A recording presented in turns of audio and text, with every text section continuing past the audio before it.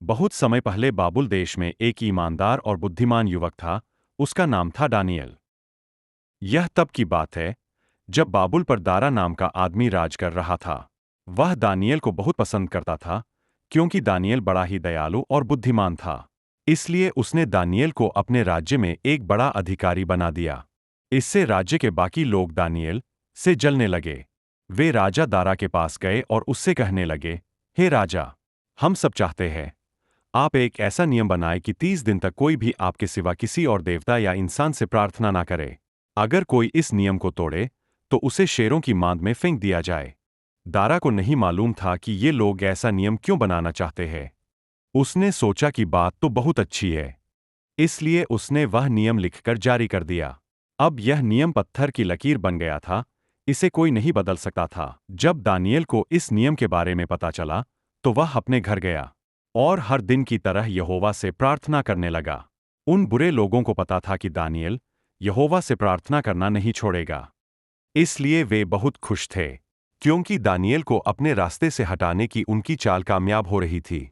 जब राजा को उन बुरे लोगों के इरादे का पता चला तो वह बहुत दुखी हुआ, मगर अब वह खुद भी उस नियम को बदल नहीं सकता था।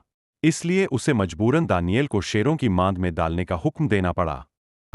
मगर राजा ने दानियल से कहा, मुझे उम्मीद है कि तेरा परमेश्वर, जिसकी तू सेवा करता है, तुझे जरूर बचाएगा।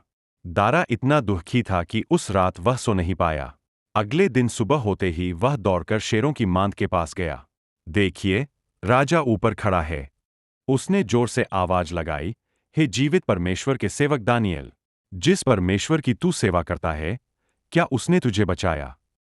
दानियल ने जवाब दिया, हाँ राजा, परमेश्वर ने अपना स्वर्गदूत भेजकर शेरों के मुंह बंद करवा दिए, इसलिए मुझे एक खरोंच तक नहीं आई। यह सुनकर राजा बहुत ही खुश हुआ। उसने दानियल को मांद से बाहर निकालने का हुक्म दिया। फिर राजा ने उन्हीं लोगों को शेरों की मांद में फिंकवा दिया जिन्होंने दानियल को मार डालने की चाल चली थी। वे लोग मांद में नीचे पहुंचे भी नहीं थे कि शेर उन पर झपट पड़े और उन्हें नोच नोच कर खा गए। कहानी से क्या सीख मिलती है? विश्वास और प्रार्थना में शक्ति है। परमेश्वर अपने भक्तों की रक्षा करता है। दुष्ट की चाल खुद उसी पर पड़ती है। सच्चाई हमेशा जीतती है।